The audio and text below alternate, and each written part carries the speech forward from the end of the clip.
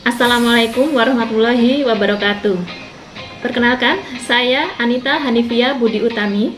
Saya adalah guru kimia dari SMA Negeri 1 Nunukan Selatan, Kabupaten Nunukan, Provinsi Kalimantan Utara.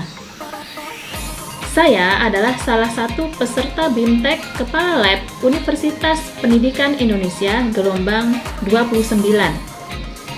Pada percobaan kali ini, saya akan praktik membuat awetan tumbuhan herbarium. Bagaimana cara membuatnya? Marilah kita saksikan bersama-sama. Herbarium adalah suatu koleksi spesimen tumbuhan yang diawetkan. Berikut data terkait yang digunakan untuk media pembelajaran dan penelitian ilmiah.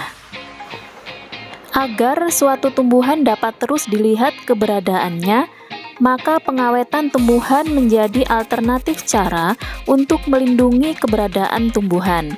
Salah satu pengawetan tumbuhan dengan herbarium. Adapun tujuan pembuatan herbarium antara lain mengoleksi spesimen herbarium seluruh jenis tumbuhan yang dijumpai dan membuat koleksi herbarium. Kemudian, mendeskripsikan seluruh jenis tumbuhan yang dijumpai. Mengidentifikasi seluruh jenis tumbuhan yang dijumpai dan menyusun kunci identifikasi seluruh jenis tumbuhan yang dijumpai. Adapun manfaat herbarium antara lain, yang pertama, sebagai alat peraga dalam kegiatan pembelajaran. Yang kedua, sebagai media penelitian. Yang ketiga, sebagai alat bantu identifikasi. Yang keempat, dapat digunakan untuk pertukaran herbarium antar daerah dan negara. 5. Sebagai bukti adanya keanekaragaman. Dan yang terakhir adalah sebagai spesimen acuan untuk mempublikasikan spesimen baru. Ada dua cara pembuatan herbarium.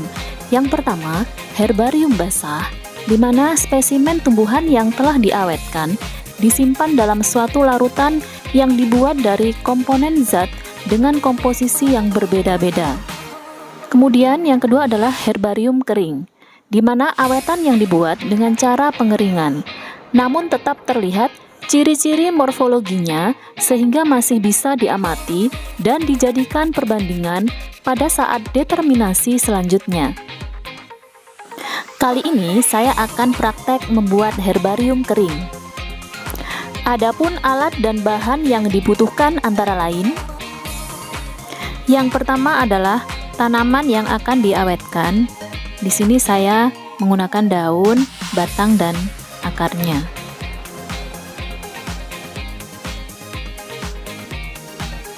Kemudian saya menggunakan nampan, gunting,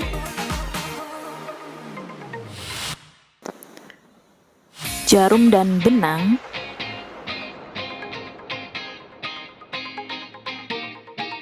selanjutnya alkohol 70%, botol semprot,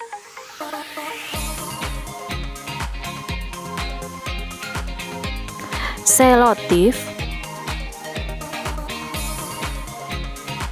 koran bekas,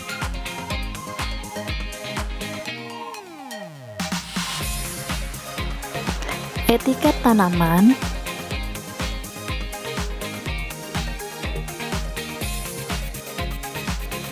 tempat meletakkan tanaman yang sudah dikeringkan. Di sini saya menggunakan styrofoam dan saya menggunakan pemberatnya adalah tumpukan berkas. Adapun cara kerjanya adalah sebagai berikut. Yang pertama adalah menyiapkan tanaman. Di sini saya gunakan daun, batang, dan akarnya. Sebelumnya, cuci bersih tanaman tersebut sehingga tidak ada tanah atau serangga serta kotoran lain yang menempel.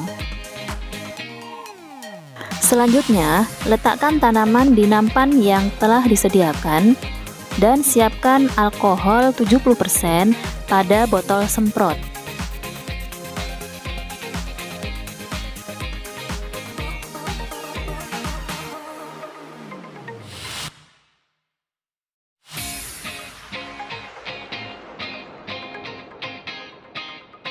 Kemudian, tanaman disemprot dengan alkohol 70% untuk mencegah pembusukan oleh bakteri dan jamur.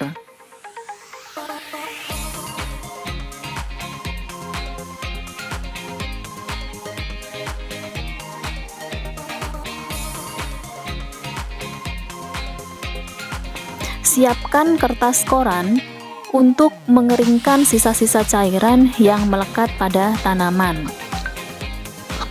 Atur posisi tanaman sedemikian rupa di atas kertas koran tersebut. Misalnya daunnya menghadap ke atas.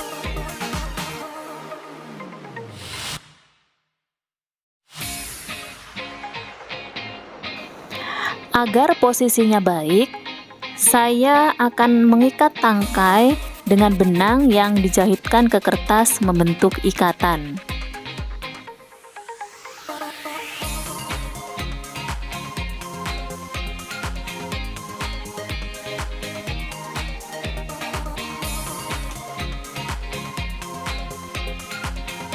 Terakhir, tutup dengan kertas koran dan supaya cepat kering, dibantu ditindih atau ditimpa bagian atas dengan benda berat.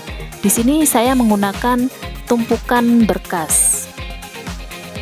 Kemudian simpan selama 1-2 minggu di tempat kering dan tidak lembab. Misalkan sudah kering, buka ikatan benangnya terlebih dahulu.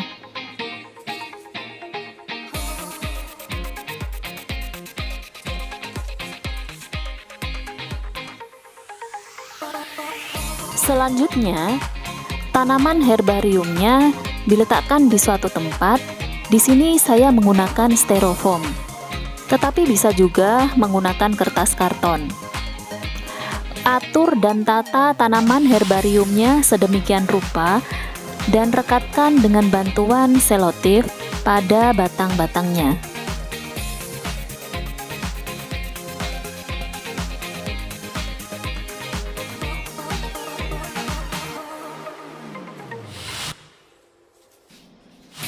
Nah, di sini saya sebelumnya sudah menyiapkan etiket tanaman yang berisi informasi mengenai nomenklatur dari tanaman tersebut serta manfaatnya. Nama dari tanaman ini adalah Nephrolepis obliterata. Untuk memperbagus dan menjaga keawetan tanaman herbarium ini, perlu dilapisi lagi dengan plastik mika, direkatkan dengan selotip supaya kuat sehingga menghasilkan tanaman herbarium yang lebih rapi lagi. Tanaman yang dikeringkan selalu bersifat higroskopis, akan mudah sekali terserang jamur. Usahakanlah penyimpanan herbarium di tempat kering dan jemurlah koleksi tersebut sekali-kali di bawah sinar matahari. Terhadap serangan serangga yang juga memakan tumbuh-tumbuhan yang sangat kering, dapat dipakai bubukan belerang, naftalen, atau yang lebih baik dapat digunakan paradiklorobenzen. Demikianlah langkah-langkah pembuatan herbarium.